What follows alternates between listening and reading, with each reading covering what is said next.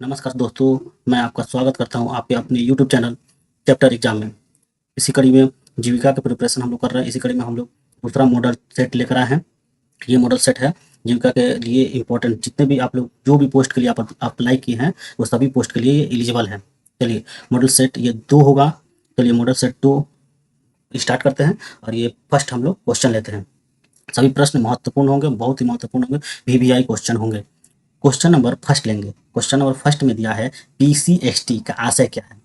आशय क्या है मतलब पीसीएसटी का फुल फॉर्म पूछा जा रहा है। इसमें क्वेश्चन नंबर ए में दिया है, ऑप्शन नंबर 1 में दिया है personal computer external technology, personal computer extended technology, personal computer expanded technology, और डी में दिया पर्सनल कंप्यूटर एम्बेडेड टेक्नोलॉजी। इसका जो आंसर होगा पीसीएसटी का ऑप्शन नंबर बी होगा, पर्सनल कंप्यूटर एक्सटेंडेड टेक्नोलॉजी। ठीक। क्वेश्चन नंबर 2 देखेंगे। 2 में क्या दिया है।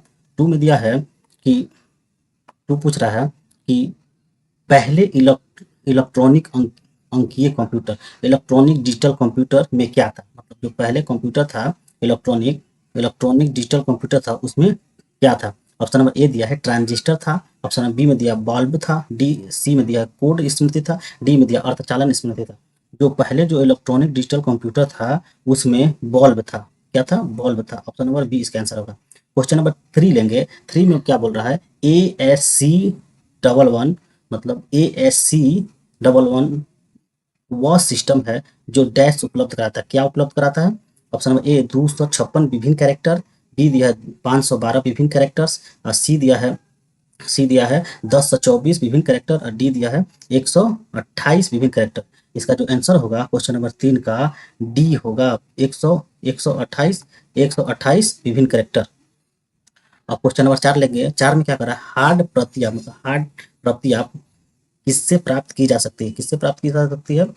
तो आप देखिए, स्कैनर से सॉफ्ट कॉपी प्राप्त की जा सकती है, स्पीकर से भी सॉफ्ट कॉपी होगा, और प्रिंटर से हार्ड कॉपी हम लोग प्राप्त कर सकते हैं। क्योंकि कोई चीज़ प्रिंट करते हैं जो निकलता है वो हार्ड कॉपी के रूप में प्राप्त होता है। अब इसी में हम लोग क्वेश्चन नंबर 5 देखेंगे। 5 क्या कह रहा है?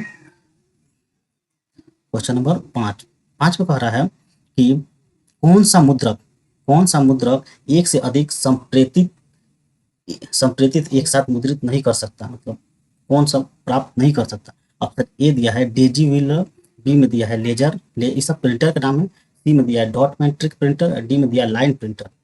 तो मुद्रक एक से अधिक संप्रेषित एक साथ मुद्रित नहीं कर सकता। मतलब एक साथ एक ही चीज को प्रिंट कर सकता है। तो इसका आंसर होगा dot matric printer. Dot matric printer एक एक समय में एक ही चीज प्रिंट कर सकता है। क्वेश्चन नंबर 6 लेंगे। 6 में कह रहा है निम्नलिखित में डेटाबेस मैनेजमेंट का उदाहरण कौन सा है। कौन सा इसमें डेटाबेस मैनेजमेंट का उदाहरण है। ऑप्शन ए दिया ऑर्गेनाइजर, ऑप्शन बी दिया पैराडॉक्स, सी दिया है वेट्रोप्रो, और डी दिया है कोलल ड्रा। जो इसका आंसर होगा डेटाबेस मैनेजमेंट का उदाहरण कौन सा है, पैराडॉक्स। पैराडॉक्स जो है डेटाबेस मैनेजमेंट का उदाहरण है। डैश मैनुअल आपको यह बताता है कि एक सॉफ्टवेयर प्रोग्राम का यूज कैसे करना है। मतलब कौन इसमें बताता है कि सॉफ्टवेयर प्रोग्राम को कैसे यूज करना है। बी डॉक्यूमेंटेशन, ए बी दिया है प्रोग्रामिंग, सी दिया है यूजर, डी दिया है टेक्निकल। इसमें आंसर आप बताएंगे कि इसका आंसर क्या होगा। इसका आंसर होगा option number C user. User बताता है सॉफ्टवेयर प्रोग्राम को यूज कैसे करना है। और क्वेश्चन नंबर 8 देंगे। 8 में दे रहा है टेबल की पंक्तियों को ढंग से पहचानने वाले गुण को कौन सी कुंजी कहा जाता है। कौन सी कुंजी कहा जाता है। ए प्राथमिक कुंजी, बी प्रत्याशी कुंजी, सी मिश्रित कुंजी, डी विदेशी कुंजी। इसमें आंसर होगा ऑप्शन नंबर ए प्राथमिक कुंजी। क्वेश्चन नंबर 9 लेंगे। 9 कह रहा है class C IP address network ID के लिए डैश बिट्स के होस्ट आईडी के लिए डैश बिट्स उपयोग किया जाता है। क्लास सी आईपी एड्रेस के लिए नेटवर्क आईडी जो होता है, ऑप्शन देख ले 8 24, बी में दिया 24 8, सी में दिया 16 16 16, डी में दिया 16 8। तो इसका आंसर होगा जो क्लास सी आईपी एड्रेस के लिए नेटवर्क आईडी जो है वो 24 बिट्स का होता है। 24 बिट्स का होता है। और जो होस्ट आईडी होता है वो 8 बिट्स का होता है। ऑप्शन नंबर बी इसका आंसर होगा। अब आगे क्वेश्चन लेंगे। क्वेश्चन नंबर 10 लेंगे। क्वेश्चन नंबर 9 देख लिए हैं। क्वेश्चन नंबर 10 देखेंगे। थोड़ा सा यहाँ काट लेंगे। क्वेश्चन नंबर 10 देखेंगे। 10 में क्या बोल रहा है? 10 में बोल रहा है 10 क्वेश्चन नंबर 10 में बोल रहा है साइबर लॉ की शब्दावली में डीओएस का अर्थ क्या है? मतलब साइबर लॉ के शब्दावली में डॉस का अर्थ क्या है? ऑप्शन ए में denial of service attack, B में दिया है डिस्क ऑपरेटिंग सिस्टम और सी में दिया है डिस्टैक ऑपरेटिंग ऑपरेटर सर्विस अटैक। उपयुक्त में से कोई नहीं। देखिए आपको ध्यान देना है कि यह साइबर लॉ का आंसर पूछ रहा है। अगर डॉस के डायरेक्ट फुल फॉर्म पूछे तो इसका आंसर होगा डिस्क ऑपरेटिंग सिस्टम।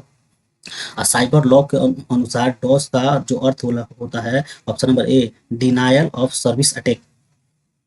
चलिए क्वेश्चन नंबर 11 लेंगे। क्वेश्चन नंबर 11 क्या कहता है? क्वेश्चन नंबर 11 में क्वेश्चन नंबर 11 कह रहा है कि एक्टिव सेल के कंटेंट मतलब क्या दिखाते हैं? एक्टिव सेल के कंटेंट हमें क्या दिखाते हैं? Option A name box, option B heading, option C formula bar, option D task bar, task pane. तो 11 का जो आंसर होगा, जो हमारा जो एक्टिव सेल होता है वो फार्मूला बार दिखाता है। क्या दिखाता है? हमें फार्मूला बार दिखाता है। और उसमें कोई टाइप करेंगे तो ऊपर देखिएगा उसमें फार्मूला बार में ही टाइप होता है। क्वेश्चन नंबर 12 में दिया है किसी मास्टर स्लाइड का एलिमेंट है, मतलब कौन इसमें मास्टर स्लाइड का एलिमेंट है। ऑप्शन नंबर ए दिया है बैकग्राउंड, बी दिया है लोगो, सी दिया है फॉन्ट, डी दिया उपरोक्त सभी। जो इसका आंसर होगा ये मास्टर स्लाइड के सभी एलिमेंट है। बैकग्राउंड होता है, लोगो होता है, फॉन्ट होता है, उपरोक्त में सभी होगा। 13 में दिया है एमएस पावर पॉइंट 2010 में टेक्स्ट पर निम्न में से कौन सा एनिमेशन लागू किया जा सकता है? ऑप्शन ए में दिया है डिज्यूल, बी में दिया है फ्लाइंग, सी में दिया लेजर टेक्स्ट और डी दिया उपरोक्त सभी।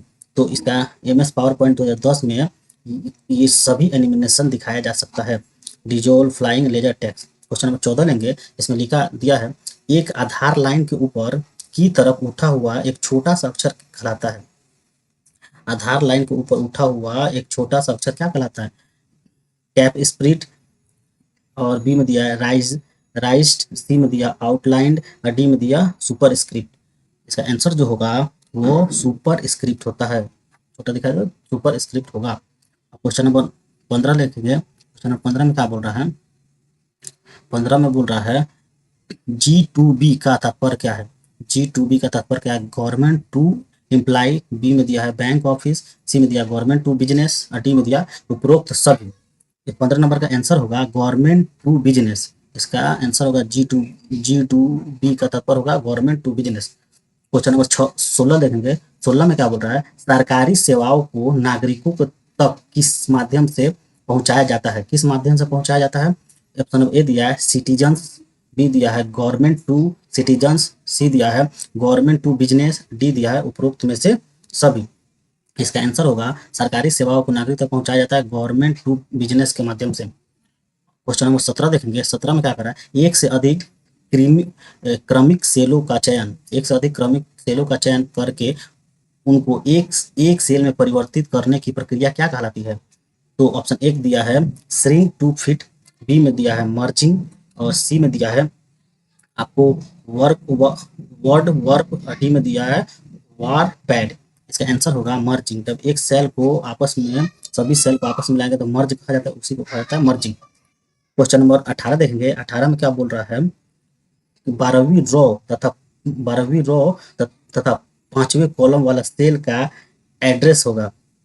सेल का कौन सा एड्रेस होगा? ऑप्शन ए दिया है 12E, बी दिया है E12 और सी दिया है 5L और डी दिया है L5।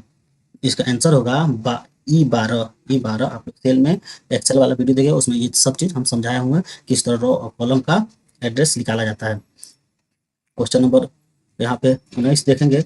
19 नंबर क्वेश्चन क्या कर रहा है? पीडीएफ का पूरा नाम क्या है? बहुत आसान क्वेश्चन है, आप लोग पहले भी देख चुके हैं। पीडीएफ का पूरा नाम क्या है? ये दिया है प्रोसेसिंग डॉक्यूमेंट फाइल, ये नहीं हुआ। पब्लिश डॉक्यूमेंट फाइल, ये भी नहीं। पोर्टेबल डॉक्यूमेंट फाइल, यही आंसर होगा पोर्टेबल डॉक्यूमेंट फाइल। प्राइमरी कुंजी में डैश होता है, प्राइमरी कुंजी में कौन आता होता है? डुप्लीकेट वैल्यू, बी में दिया यूनिक वैल्यू और सी में दिया ए बी दोनों और डी में दिया है उपरोक्त सभी। इसका जो आंसर होगा unique value, option number be unique value. Question number 21 लेंगे। 21 में क्या कह रहा है? क्वेश्चन नंबर 21 कह रहा है, अब ये साइंस से कुछ क्वेश्चन है, साइंस जीके जीएस से आपको क्वेश्चन मिलेंगे।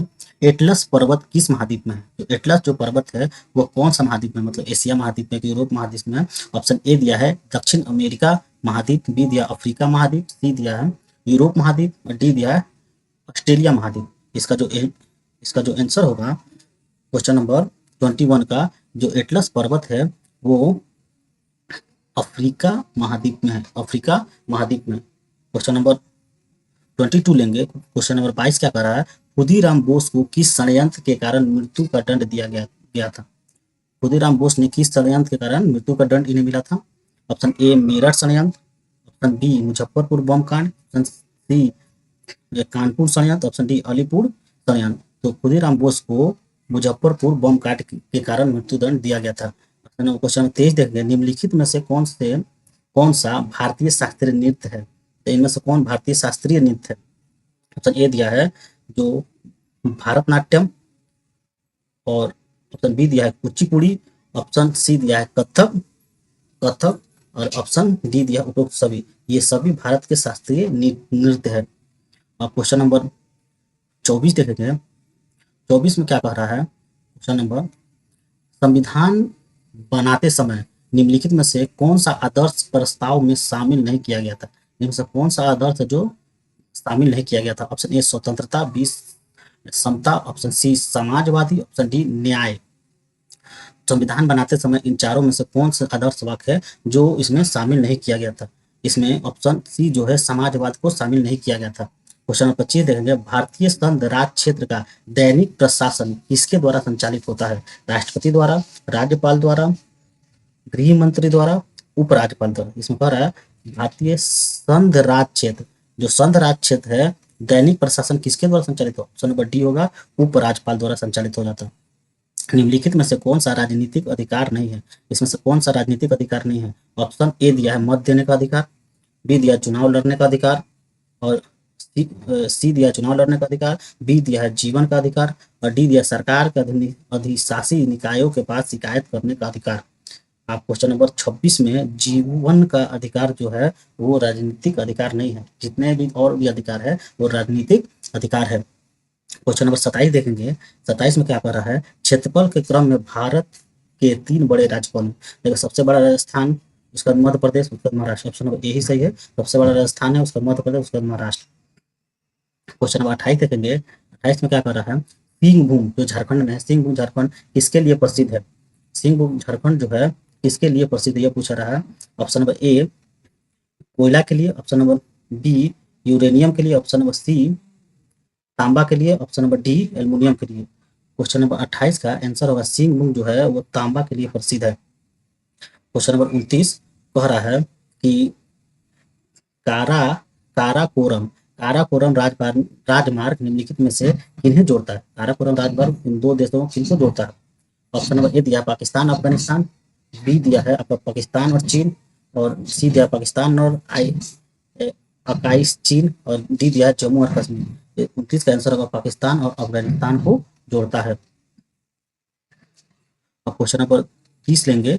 30 कह रहा है उत्तरी गोलार्ध में सबसे छोटा दिन होता है। उत्तरी गोलार्ध में किस दिन सबसे छोटा दिन होता है। 21 मार्च को, बी दिया है 21 जून को, सी दिया है 23 सितंबर को, डी दिया है 22 दिसंबर को।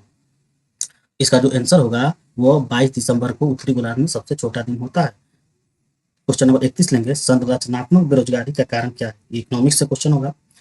ऑप्शन ए दिया है आपका अस्फीति की अवस्था, बी दिया है भारी उद्योग की अभिन्नता, और सी दिया है कच्चे माल की कमी, और डी दिया है अपर्याप्त उत्पादन क्षमता। संरचनात्मक बेरोजगारी जो है अपर्याप्त उत्पाद क्षमता के कारण दिखाई देता है। क्वेश्चन 32 लेंगे। 32 पर भारत में प्रचंड बेरोजगारी समानता दिखाई देती है, कहाँ दिखाई देती है। ऑप्शन ए कृषि के क्षेत्र में, बी दिया फैक्ट्रियों में, सी दिया सेवा क्षेत्र में, और डी दिया इन सभी क्षेत्रों में। ऑप्शन ए प्रचंड बेरोजगारी है कृषि क्षेत्र में दिखाई देता है। क्वेश्चन नंबर 33 लेंगे। 33 में क्या कर रहा है कि उड़न छिपकली इनमें से कौन है। उड़न मतलब उड़ने वाले छिपकली इनमें से कौन है। ऑप्शन ए ओफियोसोसर सोरस, बी दिया है ड्रेको, सी दिया है होलोडर्मा, डी दिया है कैलोटिस। इसमें उड़ने वाली छिपकली का नाम आपको बताना है। तो ये ड्रेको जो है, ड्रेको ये उड़ने वाली छिपकली है, ड्रेको नाम से जाना जाता है उड़ने वाली छिपकली। क्वेश्चन नंबर 34 लेंगे। 34 में बोल रहा है सबसे छोटा पक्षी है, इनमें से कौन सबसे छोटा पक्षी है। ऑप्शन ए तोता, बी कबूतर, सी पैराडीजिया, और डी दिया है हेमिंग बर्ड। हेमिंग बर्ड जो है क्वेश्चन नंबर 34 का हेमिंग बर्ड जो है सबसे छोटा पक्षी है। जो मक्खी जो उड़ती है आपके घरों में जो दिखते हैं वो मक्खी का नाम ही हेमिंग बर्ड होता है। 35 शरीर का सबसे कठोर पदार्थ है। 35 क्वेश्चन बोल रहा है शरीर का सबसे कठोरतम पदार्थ कौन है। ए दिया है इनेमल, बी दिया है आपका हड्डी, सी दिया है नाखून और डी दिया है इनमें से कोई नहीं। तो जो इनेमल होता है ये मसूड़े में पाया जाता है। इनेमल ये शरीर का सबसे कठोरतम पदार्थ है। क्वेश्चन नंबर 36 देंगे। 36 में क्या कर रहा है कि जीन जीन अभियांत्रिकी मतलब जीन इंजीनियरिंग के जनक इनमें से कौन है। ऑप्शन नंबर ए दिया है पॉल बर्ग, बी दिया है एना बर्ग, सी दिया है लैंड स्टर्नर और डी दिया है बीनर। जो क्वेश्चन नंबर 36 होगा इसका आंसर होगा पॉल बर्ग। पॉल बर्ग को ही जीन अभियांत्रिकी का जनक माना जाता है। अब क्वेश्चन नंबर 37 लेंगे। 37 में क्या कर रहा है, 37 में कर रहा है एल्जाइमर रोग किस अंग से संबंधित है, मतलब एल्जाइमर रोग किस अंग को मतलब क्षति पहुंचाता है। ऑप्शन ए दिया है मस्तिष्क, बी दिया है हृदय, सी दिया है यकृत, डी दिया है रक्त। जो एल्जाइमर रोग जो होता है वो मस्तिष्क को क्षतिग्रस्त करता है, मस्तिष्क वाला रोग है। क्वेश्चन नंबर हम 38 लेंगे। 38 में क्या बोल रहा है कि रेल की पटरियों के मध्य रिक्त स्थान छोड़ना निम्नलिखित में से किसका उदाहरण है। तो रेल के पटरियों के मध्य रिक्त स्थान छोड़ा जाता है आखिर क्यों। ऑप्शन ए दिया है घर्षण बल के कारण, बी दिया है गुप्त ऊष्मा कारण, सी दिया है विशिष्ट ऊष्मा और डी दिया ऊष्मीय प्रसार के कारण। जो 38 का हमारा आंसर होगा ऑप्शन नंबर डी ऊष्मीय प्रसार के कारण, ऊष्मा का उसमें प्रसार होता रहे। क्वेश्चन नंबर 39 लेंगे। 39 में क्या कर रहा है प्रकाश का प्रिज्म से गुजरने के बाद 7 रंगों में विभक्त होना कहलाता है। ऑप्शन ए दिया है वर्ण विक्षेपण, बी दिया है वर्ण अंतरण, सी दिया है स्पेक्ट्रम और डी दिया है वर्ण प्रकीर्णन। प्रकाश का अगर किसी प्रकाश का प्रिज्म से गुजरने का 7 रंगों में विभक्त होना इसे कहा जाता है स्पेक्ट्रम। ऑप्शन नंबर सी आपका सही आंसर होगा। क्वेश्चन नंबर 40 कह रहा है जल का क्वथनांक होता है, जल का क्वथनांक कितना होता है। ऑप्शन ए दिया है 0 डिग्री सेल्सियस, बी दिया है 50 डिग्री सेल्सियस, सी दिया है 60 डिग्री सेल्सियस, डी दिया है 100 डिग्री सेल्सियस। जल का जो क्वथनांक जो होता है वह 100 डिग्री सेल्सियस होता है। प्रक्षेपास्त्र का विकास किसने किया था, प्रक्षेपास्त्र का विकास किसने किया था। वो ऑप्शन ए दिया वार्नर वान ब्रांड ने, बी दिया जे रॉबर्ट ओपन हीमिर ने, डी दिया एडवर्ड टेलर ने, डी दिया है सैमुअल कोहेन ने। जो प्रक्षेपास्त्र का विकास वार्नर वान ब्राउन ने किया था। क्वेश्चन नंबर 42 कह रहा है हाइड्रोजन बम किसने विकसित की थी, हाइड्रोजन बम किसके द्वारा विकसित किया गया था। ऑप्शन ए दिया है वार्नर वान ब्राउन द्वारा, बी दिया है जे रॉबर्ट ओपेनहीमर द्वारा, सी दिया एडवर्ड टेलर द्वारा, डी दिया है आपका सैमुअल कोहेन द्वारा। इसका आंसर होगा एडवर्ड टेलर द्वारा, एडवर्ड टेलर द्वारा। इसी के साथ ये जो मेरा कड़ी है इसको समाप्त किया जाता है। ये सभी महत्वपूर्ण आपके क्वेश्चन थे, आप लोग इसको लगातार पढ़े और इसे याद कर जाए। ये परीक्षा के दृष्टिकोण से बहुत ही महत्वपूर्ण है। और अगर आपको मेरा मेहनत अच्छा लग रहा है तो आप मेरे चैनल को सब्सक्राइब करें, लाइक करें और अपने दोस्तों के बीच शेयर करें ताकि हम भी मोटिवेट हो और आपके लिए अच्छे अच्छे कंटेंट लाते रहे। धन्यवाद।